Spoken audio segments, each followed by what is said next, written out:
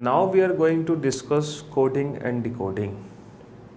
हर exam में coding decoding ये जो चैप्टर है, इस चैप्टर के काफ़ी सारे क्वेश्चंस पूछे जाते हैं हर पेपर में, चाहे कोई भी वनडे एग्ज़ाम्स हो, कोई भी वनडे एग्ज़ाम हो। हर एग्ज़ाम में कम से कम 6 to 7 क्वेश्चंस बनते हैं रिगार्डिंग दिस चैप्टर। इस चैप्टर में जितने भी क्वेश्चंस बनते हैं, सारे क्वेश्चंस बनते हैं रिलेटेड टू अल्फ़ाबेट्स। अल्फ़ाबेट्स से रिलेटेड क्वेश्चंस आते हैं।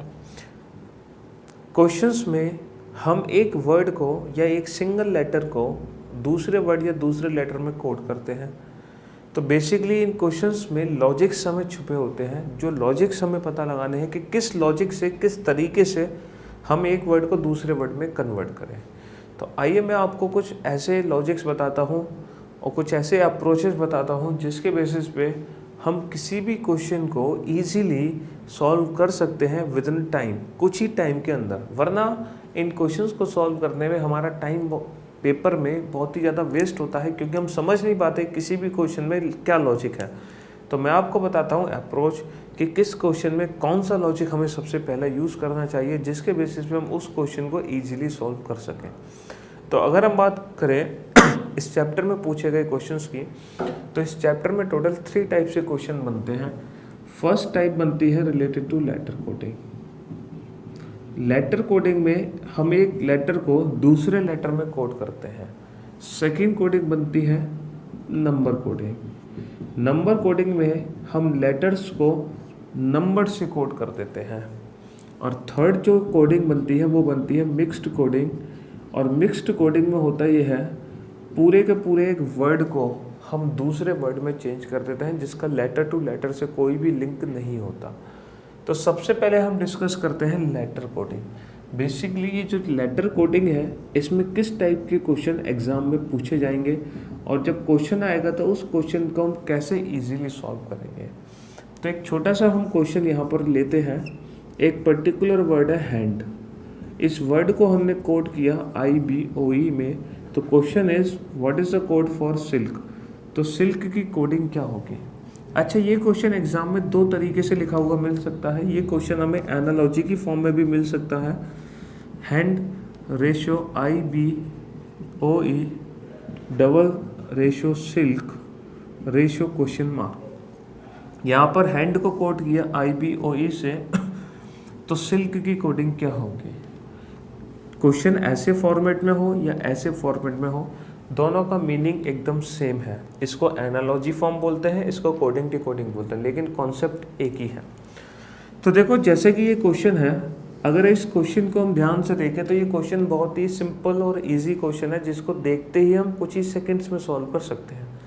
क्योंकि यहाँ पर हमें दिखाई दे रहा है कि हर एक लेटर में सिंपली +1 हो रहा है। H+1I, A+1B, N+1O, D+1E।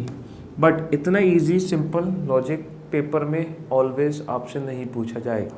Exam में जो लॉजिक्स यूज़ होते हैं वो थोड़े से डिफरेंट लॉजिक्स होते हैं। अगर वो लॉजिक पेपर में आएंगे तो उनको हम कैसे सॉल्व करेंगे। तो अगर हम बात करें इस लॉजिक की, तो ये सबसे फर्स्ट लॉजिक है जिसको हम बोलते हैं फॉरवर्ड लॉजिक।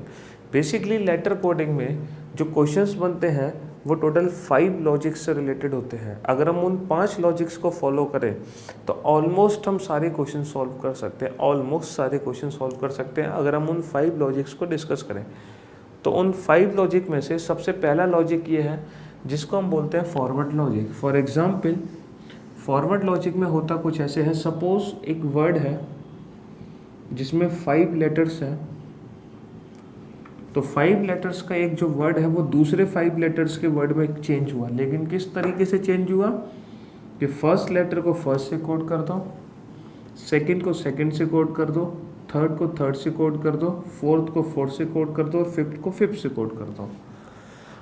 इस क्वेश्चन में हर एक लेटर में हमने +1 किया, लेकिन ज़रूरी नहीं है कि पेपर में हमेशा +1 ही होगा। एग्ज़ाम में +2 भी हो सकता है, +3 भी हो सकता है, या फिर -1 भी हो सकता है, -2 भी हो सकता है, -3 भी हो सकता है, या फिर इनका कॉम्बिनेशन भी हो सकता है। पहले प्लस फिर माइनस, फिर प्लस फिर माइनस, फिर प्लस फिर माइनस, या फिर plus plus minus minus, plus plus minus minus. तो इस लॉजिक को हम बोलते हैं फॉरवर्ड लॉजिक। ये सबसे पहला लॉजिक है। अब बात यहाँ पर आके अटकती है कि अगर एग्ज़ाम में क्वेश्चन पूछा जाएगा सर तो हमें कैसे पता चलेगा प्लस माइनस का कॉम्बिनेशन है, लॉजिक एग्जैक्टली क्या है। तो देखो अगर क्वेश्चन सिंपल है तो वो डायरेक्ट सॉल्व होगा। अगर क्वेश्चन में लॉजिक थोड़ा सा भी डिफरेंट है तो उस क्वेश्चन को हम कैसे जल्दी से सॉल्व करें। तो हमें करना कुछ नहीं है, बस एक छोटा सा काम हमें करना होगा। यहाँ पर हमें हर एक लेटर के ऊपर उसका नंबर लिखना होगा। जो अल्फ़ाबेटिकल सीरीज़ में इनका प्लेस है वो यहाँ पर लिख दो, और जैसे ही आप इनका प्लेस लिखोगे तो नंबर टू नंबर लॉजिक आप लोग ईजिली बता सकोगे। फॉर एग्ज़ाम्पल अगर मैं आपसे कहूँ टी को एच में कन्वर्ट करना है हमें, तो आप डायरेक्ट बता दो कि -1 कर दो। लेकिन अगर यही मैं आपसे पूछता W को R में कन्वर्ट करो, तो अब आपको लगेगा टाइम, क्योंकि अब आप उंगलियों पे काउंट करोगे RSTUVW, तब कहोगे सर -5 करो। बट अगर आपको यहाँ इन लेटर्स के प्लेस पहले से पता है 23 और 18, तो आप देखते ही बता दोगे सर 23 से 18 -5 हो रहा है। तो कहने का मतलब मेरा यही है, अगर लेटर्स के प्लेस आपको पता है तो जितने भी क्वेश्चंस एग्जाम में पूछे जाएंगे रिलेटेड टू लेटर्स, आप उन क्वेश्चंस को कुछ ही सेकंड्स में सॉल्व कर सकते हो। तो इसके लिए हमें लेटर्स के प्लेस पता होने ज़रूरी है। तो थोड़ी सी आपको प्रैक्टिस करनी पड़ेगी लेटर्स के प्लेस पर। आपको जो A to Z 26 लेटर्स है, उन 26 लेटर्स के प्लेस पता होने चाहिए। हालांकि लेटर्स के प्लेस पता करने का एक अप्रोच है, एक वर्ड है एग्जॉटी, जिसके बेसिस पे हम इन 26 लेटर्स के प्लेस को ईजिली बता सकते हैं। कहने को तो इस वर्ड में कुल 5 लेटर्स हैं, EJOTY, और जो इन लेटर्स का प्लेस है वो 5-5 के डिफरेंस में है, जैसे 5, 10, 15, 20, 25। अगर हम बात करें अल्फ़ाबेटिकल सीरीज़ में E का प्लेस कितना होता है 5, J का 10, O का 15, T का 20, Y का 25। अब इन 5 लेटर की प्लेस से हम पूरे 26 लेटर्स के प्लेस कैसे बताएं। तो चलिए अब मैं आपको बताता हूँ अप्रोच, इन 5 लेटर से पूरे 26 लेटर का प्लेस जल्दी से कैसे पता करोगे। अगर मैं आपके सामने कोई एक लेटर लिखता हूँ S, तो चलो S इन 5 में से नहीं है, लेकिन आपको ये पता करना है जो S लेटर है वो इन 5 में से किस लेटर के पास आएगा। तो जरा अगर हम सोचें S किसके पास आएगा, राइट, T के पास। तो अगर S T के पास है तो ST, T20, तो S का प्लेस कितना होगा 90, डायरेक्ट बता सकते हैं। हम कहते हैं I, सोचो I किसके पास होगा J 10, तो I का प्लेस कितना होगा 9। हम बात करते हैं Q, सोचो Q किसके पास होगा OPQ, अब O 15 तो Q का प्लेस कितना होगा 17। हम बात करते हैं V किसके पास होगा TUV, अब T20 तो V का प्लेस कितना होगा 22। हम बात करते हैं P किसके पास होगा OP, O 15 तो P का प्लेस कितना हो गया 16। हम बात करते हैं K किसके पास होगा J 10 तो K का प्लेस हो गया 11। हम बात करते हैं H किसके पास होगा HIJ, J का प्लेस 10 है, HIJ तो H का प्लेस कितना हो गया 8 हो गया। हम बात करते हैं W किसके पास होगा WXY, अब Y 25 था तो W का प्लेस कितना हो गया 23। तो हम किसी भी लेटर का प्लेस इन 5 लेटर से कुछ ही सेकंड में बता सकते हैं, और लेटर्स का प्लेस पता होना बहुत ही ज़रूरी है अगर हमें क्वेश्चन का आंसर जल्दी देना है तो, क्योंकि जितने भी वनडे एग्ज़ाम्स होते हैं वहाँ पे मैटर करेगी हमारी स्पीड। जितनी जल्दी हम क्वेश्चन सॉल्व करेंगे उतना ही हम दूसरे स्टूडेंट्स से आगे निकलेंगे। अदरवाइज़ इन क्वेश्चंस को हम डायरेक्टली भी सॉल्व कर सकते थे बिना नंबरिंग नोट किए, लेकिन वहाँ पर होगा टाइम वेस्ट। तो अगर हमें टाइम बचाना है, लॉजिक्स अच्छे से समझना है, तो हमें सारे लेटर्स के प्लेस पता होने चाहिए। तो सबसे पहले हमने जो लॉजिक यहाँ पर डिस्कस किया वो डिस्कस किया फॉरवर्ड लॉजिक। तो ये एक पहला लॉजिक था जिसके अकॉर्डिंग एग्जाम में क्वेश्चन बनते हैं। अगर इस लॉजिक से हमें इस क्वेश्चन का आंसर देना है तो आंसर हमारा क्या बनेगा, जैसे कि यहाँ हर एक लेटर में +1 हुआ तो यहाँ भी हम हर एक लेटर में क्या कर देंगे +1, STIJLMKL। अब हम सेकेंड लॉजिक की बात करते हैं। इस वर्ड को अगर मैं इस तरीके से कोड करता EOBI से, तब हम डिस्कस करते सिल्क की कोडिंग क्या होगी। अब अगर हम यहाँ पर लॉजिक समझने की कोशिश करें तो यहाँ लॉजिक कुछ ऐसा है, अब पहले को पहले से कोड नहीं किया, अब फर्स्ट लेटर को कोड किया है लास्ट लेटर से। देखो H+1I, यहाँ पे कोडिंग है कुछ इस तरीके से H+1I, A+1B, N+1 O D+1 E।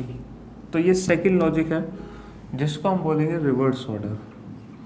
Reverse order में एग्जैक्टली होता ये है, फर्स्ट लेटर को हम फर्स्ट से कोड नहीं करते, फर्स्ट लेटर को हम कोड कर देते हैं लास्ट लेटर से, फिर सेकंड को सेकंड लास्ट से, सेकंड लास्ट को सेकंड से, और थर्ड और लास्ट वाले को सबसे पहले लेटर से। और इस लॉजिक में भी हम कुछ भी कर सकते थे, +1 +2 +3, या फिर -1 -2 -3, या फिर इनका कॉम्बिनेशन। और अगर लॉजिक हमें जल्दी से पता लगाना है तो हम सारे लेटर्स के ऊपर उसकी नंबरिंग करेंगे, देन लॉजिक्स हम इजीली देख सकते हैं। तो इस लॉजिक से इस क्वेश्चन का आंसर क्या बनेगा, KL LM IJ ST। तो ये है सेकंड लॉजिक जिसको हम बोलेंगे रिवर्स ऑर्डर। अब हम बात करते हैं थर्ड लॉजिक की। इस वर्ड को हम ऐसे भी कोड कर सकते थे BIEO से। तब आपसे पूछते सिल्क की कोडिंग क्या बनेगी। तो अगर यहाँ हम लॉजिक को ध्यान से देखें तो यहाँ लॉजिक कुछ ऐसे है, A+1B H+1I N+1O D+1E। और इस लॉजिक को हम बोलते हैं पेयर का लॉजिक। पेयर मतलब यहाँ पे लेटर्स के पेयर बनाए गए, दो लेटर्स के जिनको क्रॉस किया गया। यह है थर्ड लॉजिक। पेयर के लॉजिक में होता यह है, सपोज किसी पर्टिकुलर वर्ड में 6 लेटर्स है, तो हो सकता है दो लेटर्स के पेयर बना के वो इस तरीके से क्रॉस करते हैं। और ये भी ज़रूरी नहीं है कि हमेशा दो लेटर्स के ही पेयर बनेंगे, हो सकता है 3 लेटर्स को वो क्रॉस कर दे, 3 लेटर्स का ग्रुप बना के क्रॉस कर दें। और ये भी हो सकता है सपोज 4 लेटर्स है तो पहले 3 का ग्रुप बना के क्रॉस कर दे, लास्ट का एज इट इज़। तो ये है थर्ड लॉजिक। जैसा कि मैंने आपको बताया था टोटल होते हैं 5 लॉजिक्स, जिसमें से हमने 3 लॉजिक्स देखे, फॉरवर्ड, रिवर्स और पेयर। और इस लॉजिक के अकॉर्डिंग इस क्वेश्चन का आंसर बनेगा IJ ST KL LM। अब मैं आपको बताता हूँ फोर्थ लॉजिक। चौथा लॉजिक क्या बनेगा, इस क्वेश्चन को हैंड वर्ड को हम ऐसे भी कोड कर सकते थे DNAH से। तब आपसे पूछते सिल्क की कोडिंग क्या होगी। तो देखो इस पर्टिकुलर क्वेश्चन में क्या हुआ, इस क्वेश्चन में जितने लेटर्स ऊपर हैं सेम वही लेटर्स नीचे हैं, सेम वही लेटर्स। द डिफरेंस इज उन लेटर्स की पोजीशन को बदला गया। यानी कि इस वर्ड को हमने उल्टा लिख दिया, hand HAND। In the same way इसका आंसर देने के लिए भी हम इसको उल्टा लिख देंगे। और जब इस वर्ड को हम उल्टा लिखेंगे तो लिखेंगे KLIS से, KLIS यानी कि SIL के सिल्क जो ऊपर लिखा है। तो ये जो लॉजिक है ये फोर्थ लॉजिक है। और इस फोर्थ लॉजिक को हम बोलते हैं पोजीशन बेस्ड। पोजीशन बेस्ड मतलब इस पर्टिकुलर लॉजिक में सिर्फ और सिर्फ लेटर्स की पोजीशंस चेंज होती हैं, कोई भी नया लेटर नहीं बनता। ना कुछ प्लस करने की ज़रूरत है ना कुछ माइनस करने की ज़रूरत है। सिर्फ आप चेक करो लेटर्स में, किसी भी वर्ड में जो लेटर्स की पोजीशन चेंज हुई है वो कैसे चेंज हुई है। अब हम बात करते हैं सबसे आखिरी और फिफ्थ लॉजिक की। वो लॉजिक कैसे बनेगा, सपोज ये जो वर्ड था हैंड, इस वर्ड को कोड कर देता हूँ मैं SZMW से, तब सिल्क की कोडिंग क्या होगी। तो यहाँ अगर हम लॉजिक समझने की कोशिश करें तो यहाँ ये जो लॉजिक है ये फिफ्थ लॉजिक है। और इस लॉजिक से रिलेटेड मोस्टली एग्जाम में क्वेश्चन बनते हैं और फोर्थ लॉजिक से रिलेटेड भी मोस्टली बनते हैं। यहाँ पर हमने हर एक लेटर के सामने उसका अपोजिट लेटर लिखा हुआ है। Opposite in the sense alphabetical series में फर्स्ट लेटर होता है A और सबसे आखिरी होता है Z। तो A के अपोजिट Z लेते हैं, Z के अपोजिट A। सेकंड होता है B, सेकंड लास्ट होता है Y। तो B के अपोजिट Y होता है, Y के अपोजिट B। तो ये जो अपोजिट लेटर्स होते हैं उनके बेसिस पे कोडिंग होती है। तो हम हर एक लेटर को उसके अपोजिट लेटर से कोड कर देते हैं, चाहे वो फॉरवर्ड डायरेक्शन में हो कोडिंग, चाहे वो रिवर्स ऑर्डर में हो, चाहे वो पेयर फॉर्मेट में हो। ये हमें चेक करना होगा पेपर में। तो यहाँ पर अगर हम हर एक लेटर का अपोजिट लिखें तो एस का अपोजिट एच, आई का अपोजिट आर, एल का अपोजिट ओ और के का अपोजिट होगा पी। तो आंसर आ गया एच आर ओ पी। तो ये फिफ्थ लॉजिक था जो होता है अपोजिट लेटर से रिलेटेड। तो किसी भी क्वेश्चन में ये टोटल 5 लॉजिक्स यूज होते हैं जो कि हमने अलग अलग देखे। अब मैं आपको बताता हूँ, जब एग्ज़ाम में क्वेश्चन हमारे सामने होगा तो आप उस क्वेश्चन में सबसे पहले कौन सा लॉजिक लगाओगे ताकि हम उस क्वेश्चन का आंसर इजीली दे सकें। तो अगर क्वेश्चन आपके सामने आएगा तो सबसे पहले आप उस क्वेश्चन में देखोगे अपोजिट लेटर। कहीं ये क्वेश्चन अपोजिट लेटर के बेसिस पे तो नहीं है, क्योंकि अगर अपोजिट लेटर के बेसिस पे है तो उस क्वेश्चन में हमें कुछ भी प्लस और माइनस करने की ज़रूरत नहीं है। हम डायरेक्ट अपोजिट लेटर के बेसिस पे उन क्वेश्चंस को सॉल्व कर सकते हैं। सेकेंड, अगर अपोजिट लेटर का कॉन्सेप्ट नहीं है तो फिर हम चेक करते हैं, अच्छा हमें ये कैसे पता चलेगा कि सर ये अपोजिट है। जैसे कि पिछले क्वेश्चन में मैंने एच का अपोजिट एस किया था तो हमें कैसे पता चला एच का अपोजिट एस है। तो देखो, जो अपोजिट लेटर्स होते हैं उनके जो प्लेस का सम होता है वो होता है 27। फॉर एग्जाम्पल ए के अपोजिट जेड है, ए का प्लेस होता है 1, जेड का होता है 26 और 1 + 26 होता है 27। 1 + 26 होता है 27। सेकंड होता है बी, सेकंड लास्ट होता है वाई और 2 + 25 होता है 27। 2 + 25 होता है 20। तो जो अपोजिट लेटर्स होते हैं उनके प्लेस का सम होता है 27। जैसे एच का प्लेस होता है 8, एस का होता है 19 और 8 + 19 होगा 27। तो इसीलिए एच के अपोजिट एस होगा। तो किसी भी क्वेश्चन में सबसे पहले आप चेक करोगे अपोजिट लेटर का कॉन्सेप्ट। तो अगर अपोजिट लेटर का कॉन्सेप्ट है तो वहाँ कुछ भी प्लस और माइनस करने की ज़रूरत आपको नहीं है। अगर मान लो अपोजिट लेटर का क्वेश्चन नहीं है तो फिर दूसरा लॉजिक चेक करोगे पोजीशन बेस्ड, क्योंकि अगर उस क्वेश्चन में पोजीशन बेस्ड है तो वहाँ भी कुछ प्लस और माइनस करने की आपको ज़रूरत नहीं है। और फिर अगर क्वेश्चन में अपोजिट और पोजीशन बेस्ड नहीं है तब हम यूज़ करेंगे प्लस और माइनस का लॉजिक। और प्लस माइनस होते हैं 3 तरीके से, फॉरवर्ड, रिवर्स और पेयर। अगर क्वेश्चन में लॉजिक आपको डायरेक्ट समझ आ रहा है, फॉरवर्ड, रिवर्स या पेयर है तो ठीक है। अगर डायरेक्ट लॉजिक नहीं समझ आ रहा तो आप हर एक लेटर के ऊपर उसकी नंबरिंग करोगे और नंबरिंग करके चेक करोगे फॉरवर्ड होगा, रिवर्स हो या पेयर होगा। और इस तरीके से हम मोस्टली क्वेश्चंस को इजीली सॉल्व कर सकते हैं। चलिए अब हम चलते हैं कुछ एग्जाम्पल्स पर और देखते हैं किस तरीके से वहाँ पर इस पैटर्न को फॉलो करना है। फॉर एग्जाम्पल, एक क्वेश्चन मैं आपके सामने लिखता हूँ SHYAM, श्याम को कोड किया JXVEP से। तो एक वर्ड है पिंकू, इसकी कोडिंग क्या होगी। अब जैसे कि मैंने आपको बताया, सबसे पहले उस क्वेश्चन में देखना होगा हमें अपोजिट लेटर। क्या यहाँ पर अपोजिट लेटर का कॉन्सेप्ट है। अगर अपोजिट लेटर का कॉन्सेप्ट होता तो एस का अपोजिट होता है एच। एच नीचे दिखाई देता, क्या एच कहीं भी दिखाई दिया नहीं। इसका मतलब अपोजिट लेटर का कॉन्सेप्ट नहीं है। दूसरा हम चेक करेंगे पोजीशन बेस्ड। क्या यहाँ पर पोजीशन बेस्ड है, क्या सेम वही लेटर्स ऊपर हैं जो नीचे हैं, नहीं, सारे लेटर्स अलग हैं। एक आध लेटर सेम है बट इट डजंट मैटर, लेकिन सारे लेटर्स डिफरेंट है। इसका मतलब ना तो इस क्वेश्चन में अपोजिट है ना पोजीशन है। इट मीन्स ये क्वेश्चन सॉल्व होगा प्लस और माइनस से। और प्लस माइनस करने के 3 तरीके। तो सबसे पहले, क्योंकि हमें क्वेश्चन में डायरेक्ट समझ नहीं आ रहा, तो हम हर एक लेटर के ऊपर उसकी नंबरिंग करेंगे और नंबरिंग करने के बाद हम ये जानेंगे कि लॉजिक फॉरवर्ड है, रिवर्स है या पेयर है। चलिए अब हम नंबरिंग करते हैं। इजोटी जो वर्ड था उस पर थोड़ी सी प्रैक्टिस करनी पड़ेगी हमें, उसके बाद हम इन लेटर्स की नंबरिंग बहुत ही इजीली कर सकते हैं। एस का नंबर होगा 19, 8, 25, 1, 13, 10, 24, 22, 5, 16। ये हो गई इनकी नंबरिंग। तो नंबरिंग करने के बाद सबसे पहले चेक करो फॉरवर्ड लॉजिक। तो यहाँ अगर हम देखें 19 से 10 और 8 से 24, तो 19 से 10, 8 से 24 कोई भी लॉजिक नहीं है, तो फॉरवर्ड लॉजिक बना नहीं। अब हम चेक करेंगे दूसरा रिवर्स।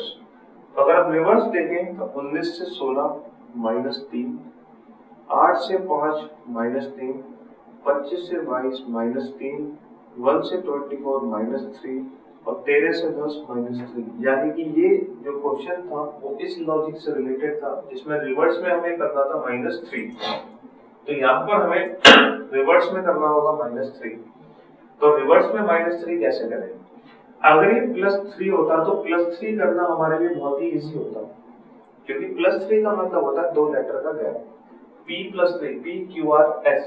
लेकिन जितना इजी +3 करना है उतना ही टिपिकल माइनस करना है, क्योंकि हम उल्टा नहीं कर सकते। तो माइनस हम करेंगे लेटर के प्लेस से। P का प्लेस 16, 16 - 3 13, 13 क्या होगा N। और अगर हम एग्जाम पॉइंट ऑफ व्यू से बात करें तो सिर्फ एक लेटर को कोड करो और 4 में से 3 ऑप्शन कर दो एलिमिनेट। पेपर में कभी भी हम किसी क्वेश्चन का पूरा आंसर नहीं निकालते, हम एक या 2 लेटर को चेंज करते हैं और उस बेसिस पे हम 4 में से 3 ऑप्शंस को कर देते हैं एलिमिनेट, ठीक है। लेकिन अभी हम पूरा आंसर अगर निकालें तो आंसर हमारा क्या बनेगा? पहले हम नंबरिंग करते हैं 9 14 11 21। अब हम माइनस करेंगे 9 - 3 6, 14 - 3 11, 11 - 3 8 और 21 - 3 18। तो आंसर हमारा आ गया RHK।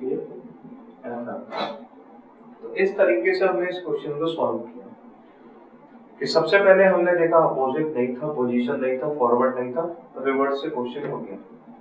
चलिए अब सेकंड क्वेश्चन को देखते हैं और उस क्वेश्चन को सॉल्व करने का अप्रोच देखते हैं, किस अप्रोच से उसको सॉल्व करेंगे। एक वर्ड है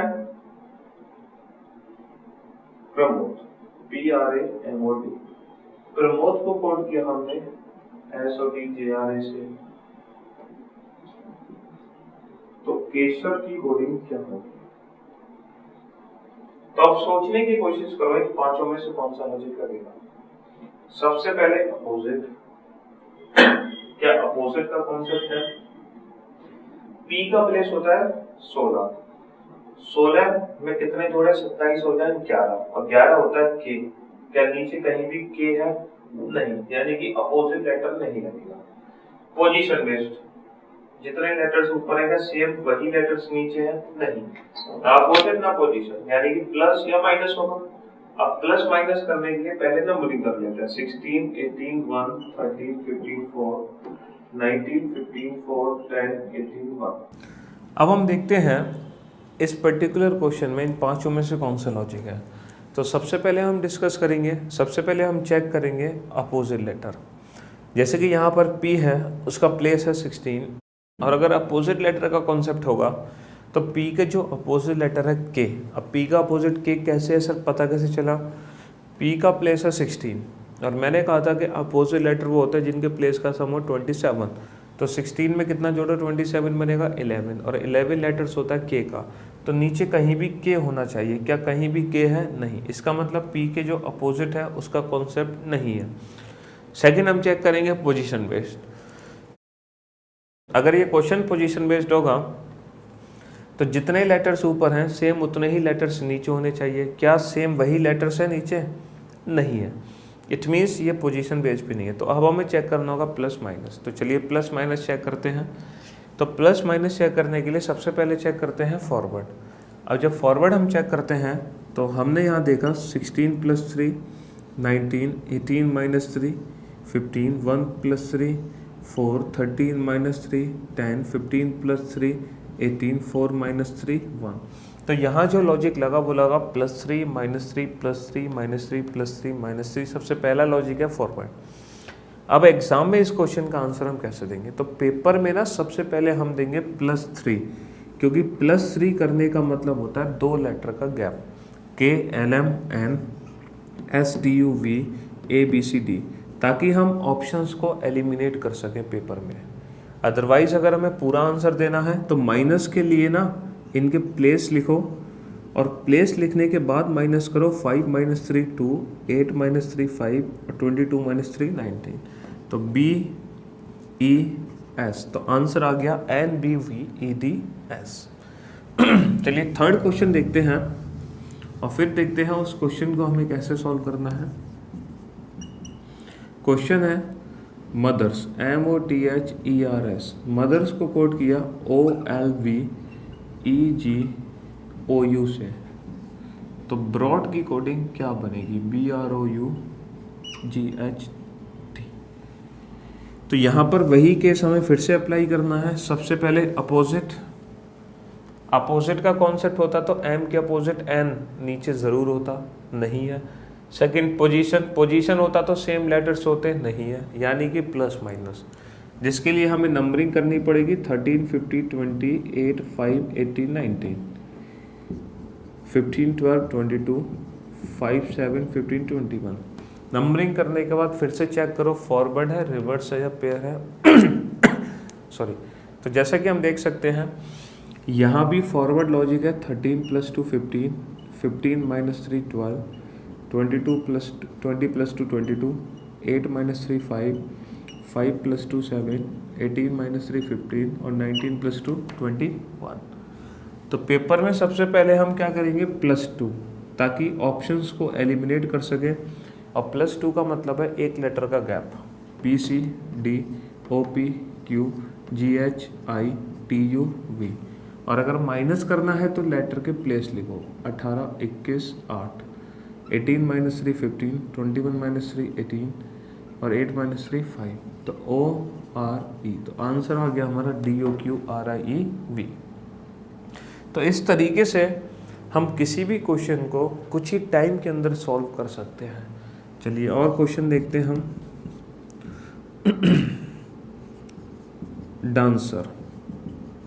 डांसर को कोड किया हमने DGEP SF से SF। तो पब्लिक की कोडिंग क्या होगी, तो जैसा कि इस क्वेश्चन को हम देख सकते हैं यहाँ पर फिर से ना तो अपोजिट है और ना ही पोजीशन है, तो प्लस माइनस है, उससे पहले हमें नंबरिंग लिखने होंगे। और नंबरिंग लिखने के बाद हमने चेक किया सबसे पहले फॉरवर्ड लॉजिक 4 से 4 1 से 7 नहीं लगा। फिर हमने किया रिवर्स लॉजिक 4 से 6 1 से 19 नहीं बना। फिर हम चेक करेंगे पेयर। तो अगर यहाँ पर अगर हम पेयर चेक करें तो दो दो के अगर पेयर बनाएं तो 4 और 3 7। इस क्वेश्चन को यहाँ से हम इरेज कर देते हैं। 4 + 3 7, 1 + 3 4। पहले +3 बना, फिर +2 बना और फिर +1 बना। तो यहाँ जो लॉजिक था वो पेयर का लॉजिक था। और पेयर का लॉजिक +3 है। +3 का मतलब 2 लेटर का gap, U V W X P Q R S direct. +2 है, +2 का मतलब होता है एक लेटर का gap, L M N B C D। और +1 का मतलब होता है next letter, C D I J। तो आंसर आ गया X S N D D J। Next letter देखते हैं। रेल को कोड किया KCTN से, तो रीड की कोडिंग क्या होगी। तो यहाँ अगर हम लॉजिक समझें तो फिर से वही, ना अपोजिट ना पोजीशन, तो प्लस माइनस से पहले नंबरिंग लिखना ज़रूरी है। 18 1 9 12 11 3 20 14। तो अब अगर हम सोचें यहाँ पर फॉरवर्ड है, रिवर्स है या पेयर है, तो ना तो फॉरवर्ड है ना रिवर्स है और ना ही दो दो का पेयर है। तो अगर इस वर्ड को हम ध्यान से देखें तो यहाँ पर है यही तीसरा लॉजिक, लेकिन किस तरीके से।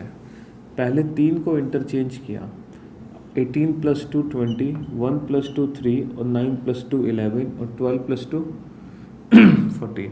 तो आंसर देने के लिए सेम यही करना है, लेकिन प्लस है इसीलिए लेटर्स की नंबरिंग लिखने की ज़रूरत नहीं है, प्लस डायरेक्ट होता है।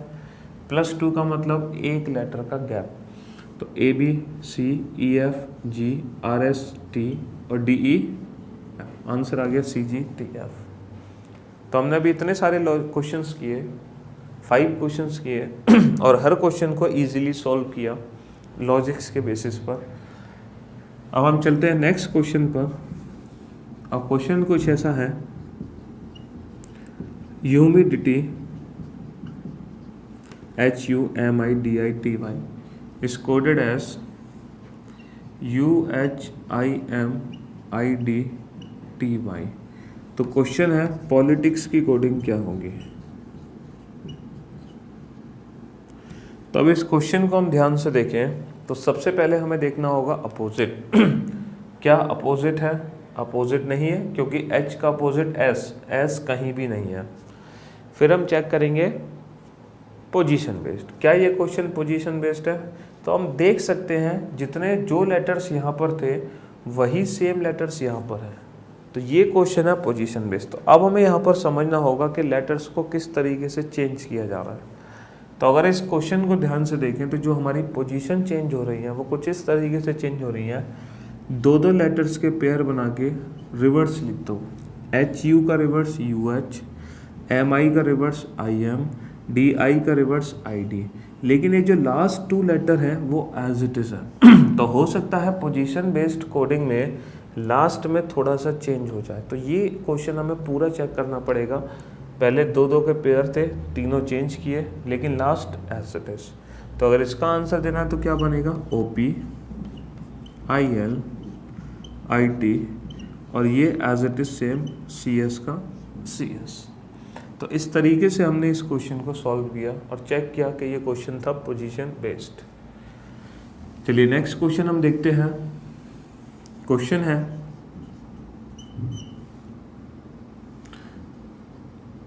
Manufacture, MANUFACTURE। मैन्युफैक्चर को कोड किया AMFUNUTCARE से। तो क्वेश्चन है इलेक्ट्रॉनिक्स की कोडिंग क्या होगी।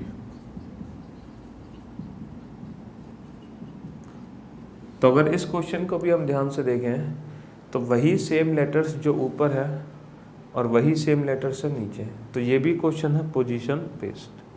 और अगर ये भी क्वेश्चन पोजीशन बेस्ड है तो यहाँ जरा चेक करते हैं हम पोजीशंस कैसे चेंज हो रही है हमारी। तो पहले 2 का पेयर है, फिर 3 का पेयर है, फिर 4 का पेयर है और लास्ट के 2 letter as it is same. तो वही कॉन्सेप्ट यहाँ, पहले 2 का पेयर, फिर 3 का पेयर, फिर 4 का पेयर और लास्ट के 2 letter as it is same. अब क्वेश्चन 8 को देखते हैं।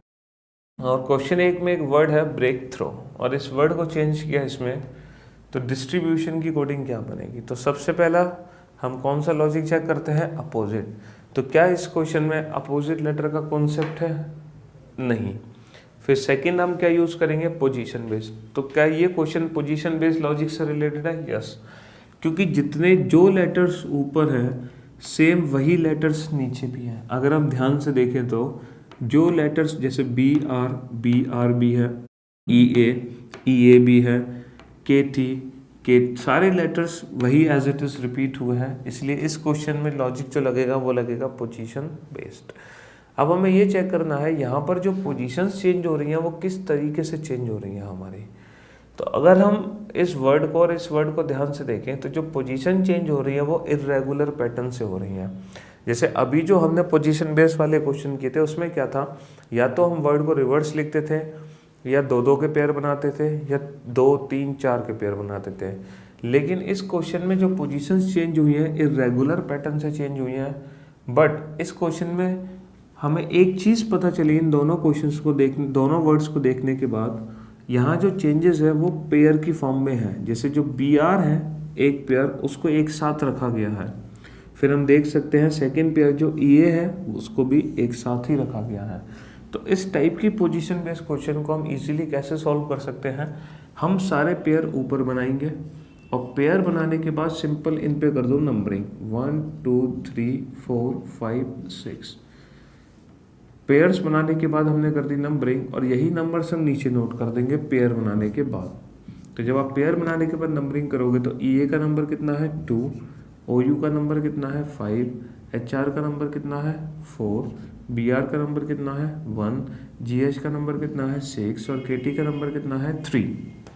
तो ये जो 1 2 3 4 5 6 है पेयर की फॉर्म में चेंज होगा 2 5 4 1 6 3 में। तो वही काम यहाँ करो, यहाँ भी पेयर्स बनाओ 1 2 3 4 5 6 और ये पेयर्स किस में चेंज हो जाएंगे 2 5 4 1 6 3 में। 2 5 4 1 6 3 और 2 हो गया हमारा ST, 5 हो गया हमारा TI, 4 हो गया हमारा BU, 1 हो गया हमारा DI और 6 हो गया ON और 3 हो गया RI।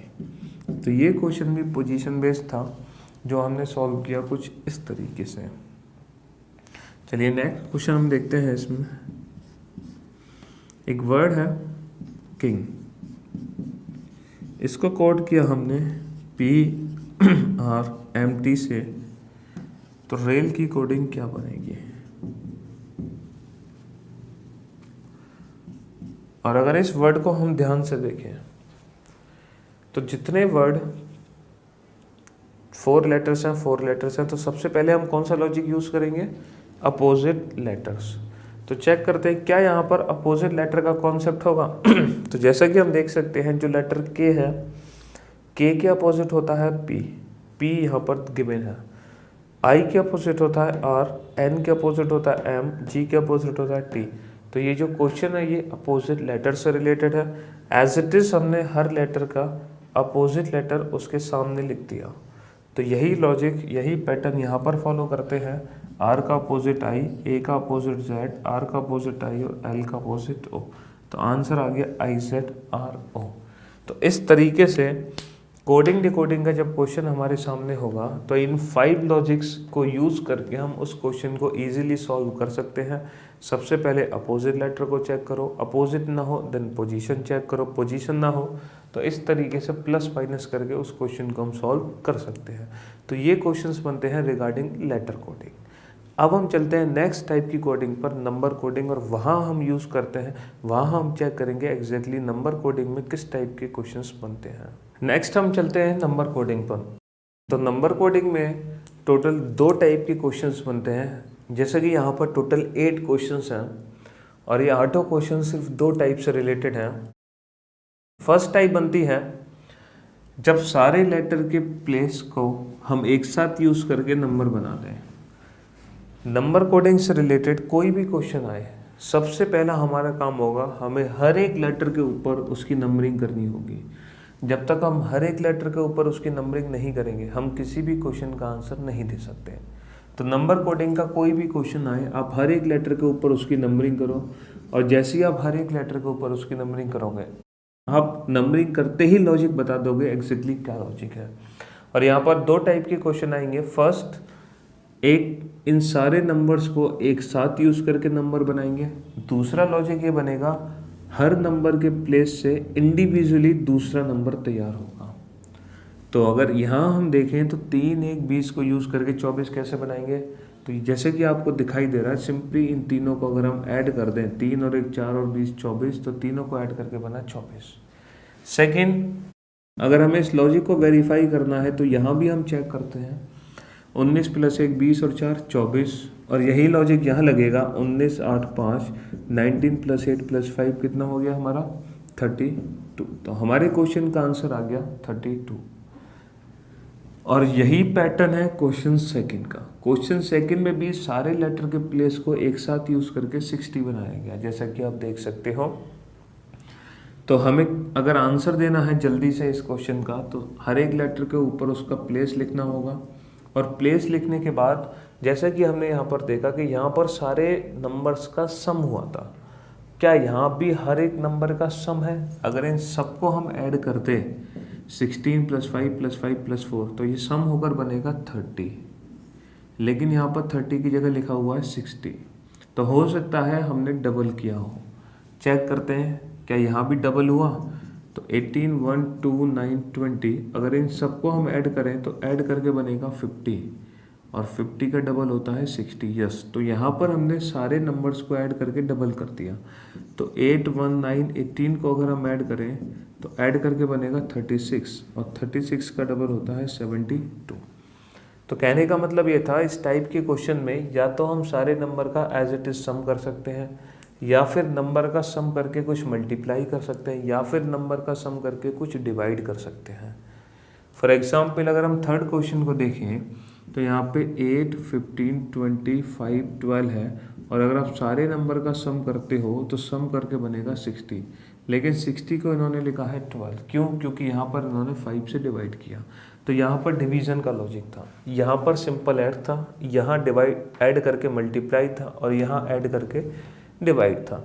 लेकिन यहाँ जो डिवीज़न है वो किस तरीके से, क्या हमेशा हमें 5 का ही भाग करना है? अगर हमें हमेशा 5 का भाग करना है तो ई का प्लेस होता है 5, और जब आप 5 को 5 से डिवाइड करते तो यहाँ लिखा होता 1, लेकिन वहाँ 1 नहीं लिखा, वहाँ लिखा है 5, यानी कि 5 में 5 से डिवाइड नहीं, 5 में 1 से डिवाइड किया। तो जो डिवीज़न है वो चेंज हो गया, यहाँ तो 1 से डिवाइड किया, यहाँ 5 से डिवाइड किया। ऐसा क्यों किया? Due to number of letters. यहाँ पे सिंगल लेटर है इसीलिए 1 से डिवाइड किया, यहाँ पर 5 लेटर्स हैं 1 2 3 4 5, इसलिए 5 से डिवाइड किया।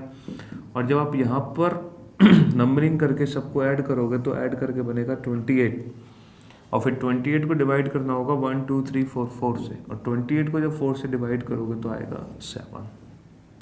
तो नंबर कोडिंग की ये एक टाइप है।